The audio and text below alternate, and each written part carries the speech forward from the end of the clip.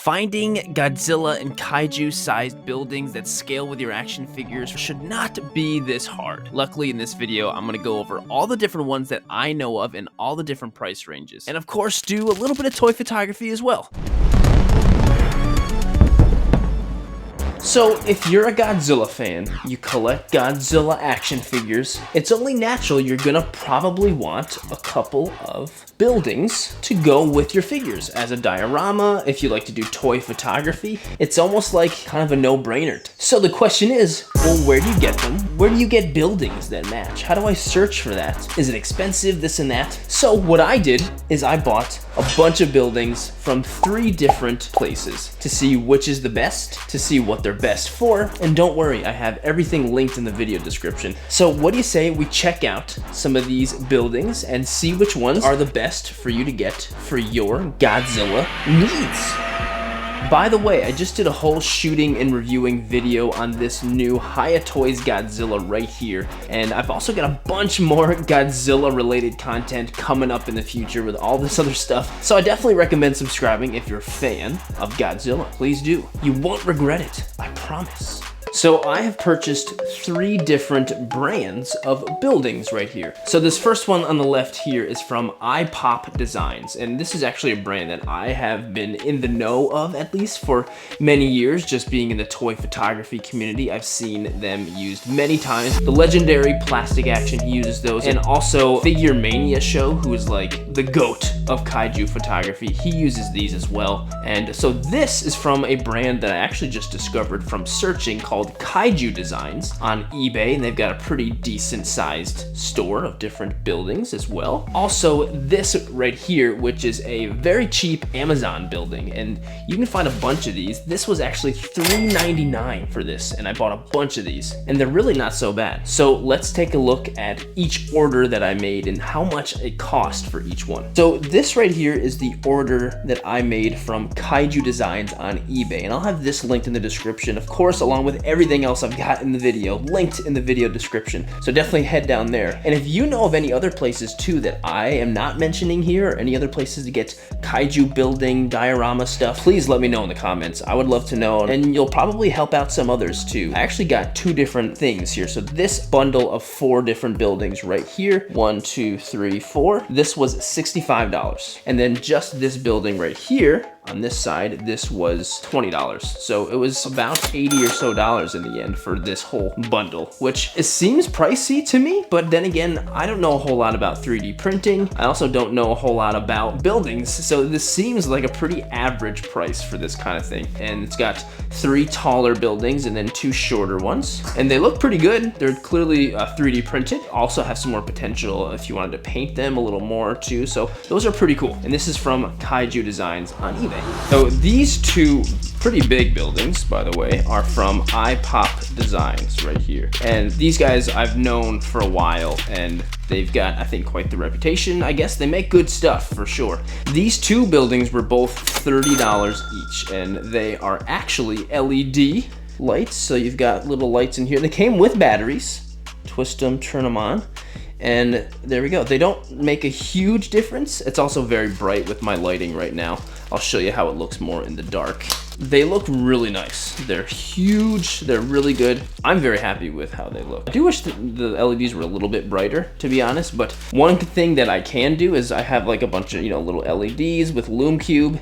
Like I could put this one like that, and that sure makes it a whole lot brighter, so that's kind of cool. If you've got anything like that, that will definitely make a big difference. Eyepop Designs sells a lot more than just this kind of big LED light building thing. They make a lot of stuff similar to the things that Kaiju Designs does, around the same price range. I specifically got these because I thought they were unique and it'd be something different to contrast with the other ones, but they both have similar types of things. Destroyed buildings, they're 3D printed. This one's got some great detail, to be honest. Like these I think look really good. $30 is still kind of pricey, but I think the detail looks better. It's got LEDs. And it's even got little diffuser stuff on the inside of this, so the lights still look natural looking, and they're cool. I like these a lot. So these ones right here are the cheaper Amazon ones, and these really aren't so bad. They are significantly cheaper, but they're pretty big. They're pretty substantial. I got 4 of them here. This smaller one is about $4.99 or $3.99, $4, and these are $8.99. So not bad for all of these. And like I said, they're pretty big. And honestly, some of the designs, there's definitely some time and love that was put into the designs of them. Like there's even little entryways on the inside there. Like that's kind of cool, you know? And you actually have to put them together. I just finished putting them together actually. They come in a little flat envelope with a little QR code, and you've got some directions to put them together. They're very easy and actually pretty fun to put together. It didn't take me long to put together. This one over here kind of threw me for a loop when it said some glue required, which wasn't a huge deal, but it was very easy. They're so much cheaper, and they're obviously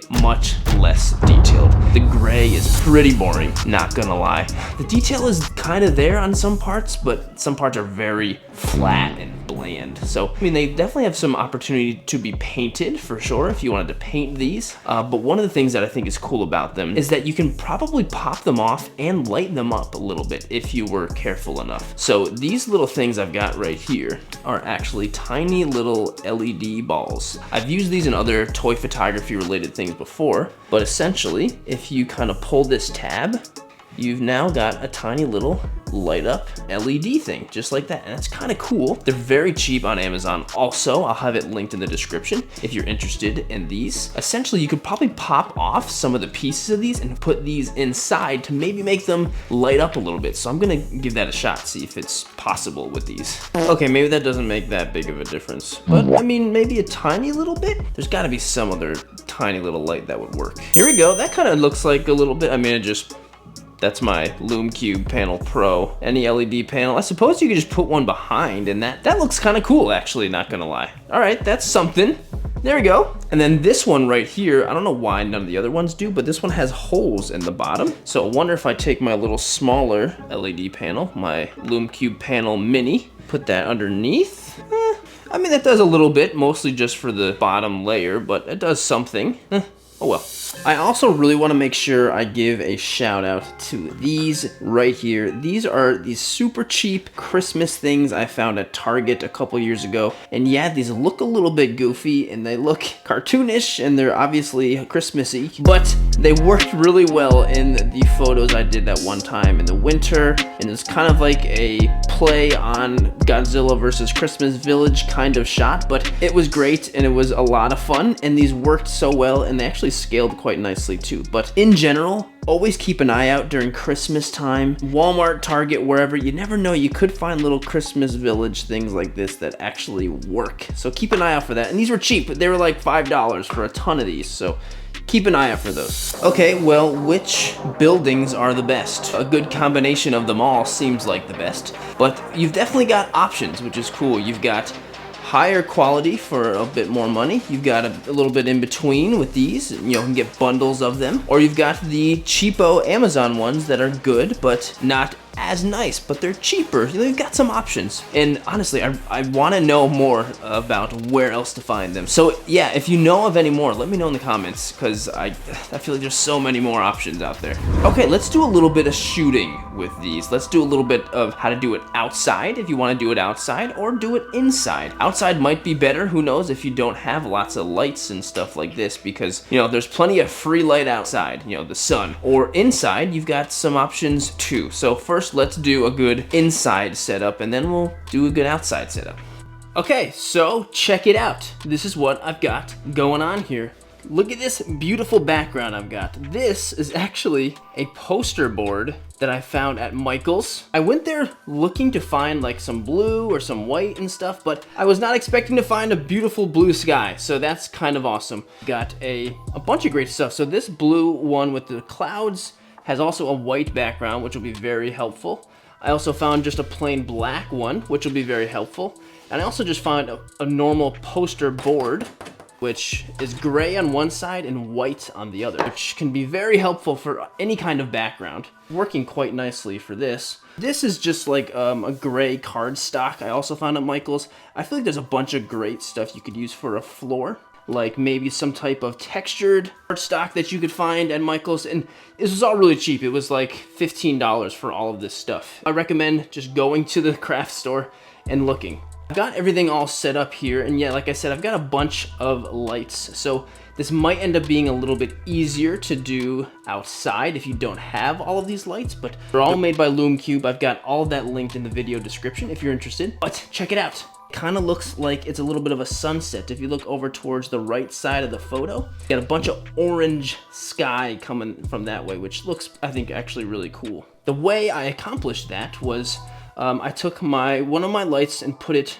all the way on this side, all the way orange, and put it right on the sky, so that's why it's showing up there. To make it look like that light is affecting Godzilla, I put an orange light directly on that side of him. So hopefully it all looks cohesive and it looks like it's actually a sunset kind of thing. And so of course I put some lights in the buildings. The Lume-Cube, that's the Lume-Cube Air, and then this is just a regular Lume-Cube 2.0. And that looks kind of cool in camera. So here are my settings for the photo right now. My ISO is at 400. I pretty much always leave it there. And so my f-stop is at 2.5. It's actually the lowest that this lens can go. And I kind of just like it to look a little bit lower, even if it doesn't necessarily look realistic when you're doing giant, massive, monster-sized things. And so my shutter speed is at 320, which the only reason I have that is because it's working well with the lighting I have. If I were to bring it any faster, it's gonna get darker than I want it, and then same with the other way. So that is just kind of working with what I've got right now. So right here, I've got a little bit of atmosphere aerosol, and my plan is just to do a little bit of in the back there, and it might add a tiny little bit of atmospheric kind of look to it. It's not gonna have a huge effect, but I think that might look kind of cool. And then I'm just gonna take the shot, use my remote, and that'll be that.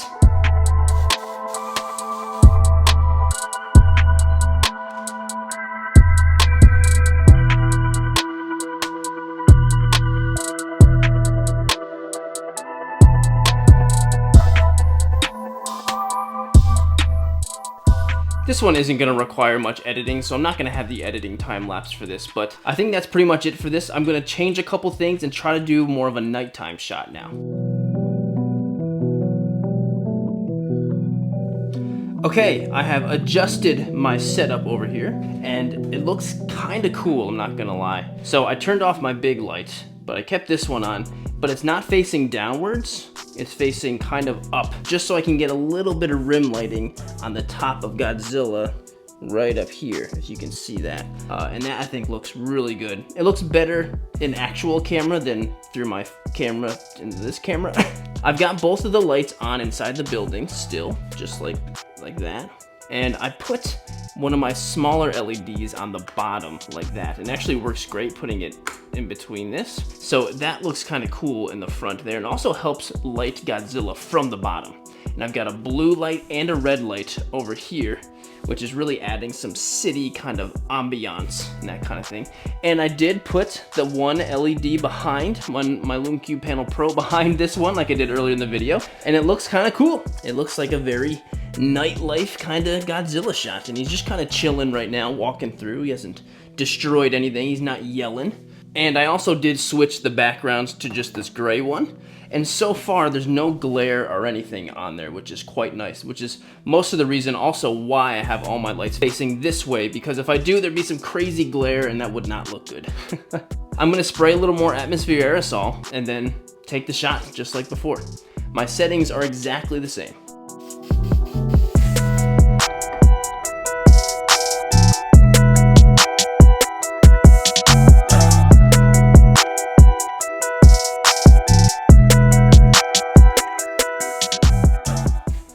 Okay, Godzilla, let's take you outside and set up something outside that looks kind of cool. Okay, we are officially outside. It's very sunny out. It's almost maybe too sunny, but I've got some buildings and stuff set up right here. I pretty much only used big ones because I'm doing kind of a closer up shot right now. You can really see that. It's kind of more of a Godzilla portrait, you could say. But check this out. I'm using a mirror. Hello. So I actually learned this trick from another great toy photographer named Bulker's Black Series, whatever you want to call him. And it's actually kind of clever because using a mirror at the back of your scene, behind everything, reflecting the sky, actually kind of looks cool and can work really well. Unfortunately, the mirror I have is very small. If I had a big mirror, hello. Anyway, if I had a big mirror, I'd be able to do a whole lot more. But since I have a small mirror like this, it's making me do a much more closer up shot, which is still working quite well, because if you look at the background, it's very blue, like the actual sky. And if I were to remove the mirror, it would look kind of like this, which does not look good, because all this grass and trees and stuff in the background is definitely not taller than these buildings, and that kind of breaks immersion, whatever you're going for. But one of the great things about doing this shot outside is I don't have any lights right now. I don't have any outside lighting. I am using this light reflector though, so as you can see, it's bouncing off light, which is really helping, especially if the sunshine is really strong and really up in the air. These are amazing. I definitely recommend getting a light reflector if you don't have one. So here are my settings for the shot. My aperture is at 4.5. It's a little bit bigger than usual, but I thought it would look kind of nice getting some other buildings in focus. Plus it's very, very bright out, so it worked out kind of well. And my shutter speed's at 2000 because it is just so bright. The more I turn it to, a lower shutter speed, it gets way too bright. And my ISO is at 400, just like always, pretty much. And I'm actually using the lens I use to usually film my videos. It's a macro lens, so it makes me get a little bit closer to Godzilla, so I can get some kind of close-up portrait-y kinds of stuff with him. Very, very intimate. So if you got enough money to afford buildings but not lights, you're in luck, because there's a big free light up there called the sun. So let's go and take this photo. I'm not even going to use my remote this time. I'm just going to take this shot. It's very, very simple. So here we go.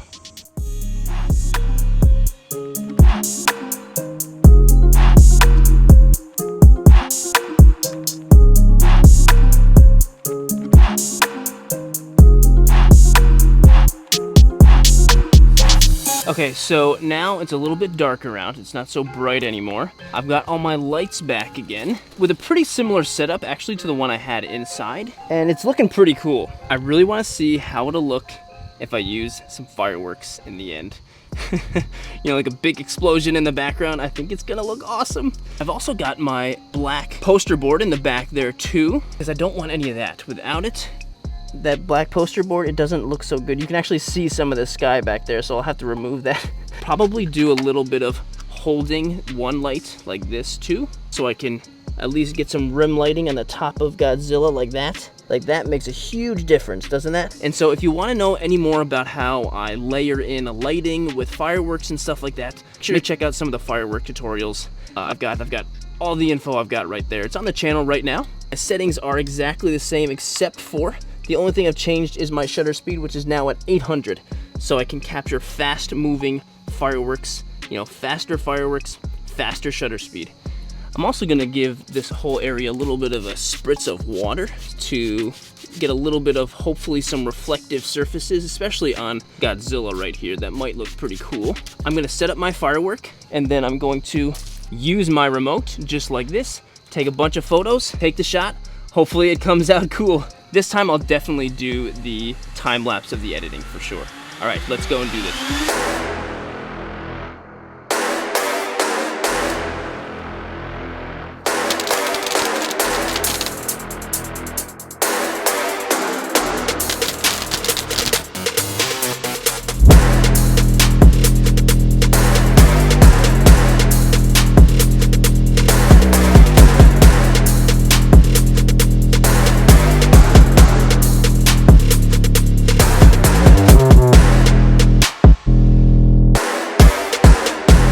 So as far as kaiju action figure buildings go, we've got some options, and it's always good to have options. I would love to know which ones you think are best or which ones are the best for their value, and I'd also really love to know if there's any other places you get your buildings that I haven't heard of or I didn't mention in the video. Please let me know in the comments. This photo, along with everything else as always, will be posted on Instagram at Sirdork, TikTok at Sirdork730, and Twitter at Sirdork730. If you did enjoy the video, please consider liking and subscribing to the channel. And thank you so much for watching. I'll see you in the next video.